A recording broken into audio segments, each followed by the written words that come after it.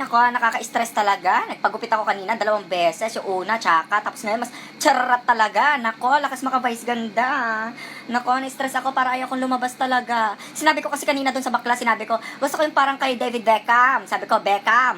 Beckham talaga. Yan, David Beckham. Tapos ayun, kasi antok-antokan ako kanina. Medyo nakatulog ako. Tapos nung paggising ko, putang ina. Kamukha ko na si Miss Jamaica. Tang inas. Nakakainis. Nako, tapos yung kamay pa niya, kaya ako nakatulog, ang baho-baho ng kamay niya, parang katatapos ng kumain ng kan. Alam mo yung isda, tapos may kamatis, tapos may bagoong, kaloka, ang baho talaga. Nanonood sa ilong ko.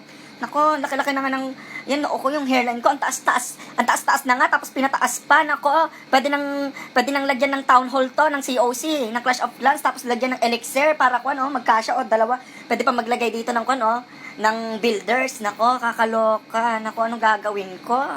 Parang ayaw ko na lumabas. Naku, ang chararap ko na. Naku, adi magsaya kayo, magdiwang kayo, mga baklang mga babastos, ang babastos nyo. Naku, ano kayong gagawin ko sa buhok ko? Paano ko kaya ito tataniman? Naku, hay nako, stress talaga ako. Hay nako, stress talaga ako. Hay nako talaga, stress na stress talaga ako. Kaya wag kayong makabitaw-bitaw diyan ng mga salita, ha. Babangasin ko mga pagmumukha ninyo. Nako, yung baklang yun talaga.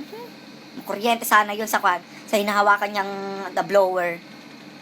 Ako, bakit ba ako nagpagupit-pagupit pa kasi? Nagtitipid-tipid pa kasi? Tapos, yan kasi dapat. Huwag kayong magtipid-tipid. Parang sa akin, nagtitipid-tipid kasi ako para may pang-booking ako. Tapos yung pala, na 2 beses na nga ako, tsaka-tsaka pa. Okay lang pala gumastos Okay lang pala gumastos ng malaki. Basta maganda yung gupit, hindi na paulit-ulit. Kasi ito, napagastos pa ako doble. Kaya kayo, pag bibili kayo ng mga gamit sana, wag na mga fake kasi alam niyo naman, madaling masira, 'di ba? Kung may mga services kayong gusto, wag kayong yung mura-mura. Yung sigurado na kayo. Ito hindi ako talaga sigurado eh. Nako, wala talaga, nainis talaga ako. Tanong kanina pa yung bakla, sabi niya sa akin, Sir, okay na po ba? Maganda po ba? Sabi niya sa akin. Eh di sumagot naman ako, sarcastic. Nag-transform si Boylande kanina kasi parang tingin ng tingin, akala nila lalaki. Eh bakla naman pala. Di nag-transform ako. Ang promise, hindi ako nagsisinungaling. Sinabi ko talaga sa kanila kanina. Sabi ko, ay ang ganda. Sabi ko, ang galing-galing mo. Sana ma-promote ka. Sabi ko, ang galing ng ginawa mo. Sana maging karpintero ka na lang. Sabi ko sa kanya. Kasi ang galing-galing niya talagang gumupit. Sabi ko sa kanya.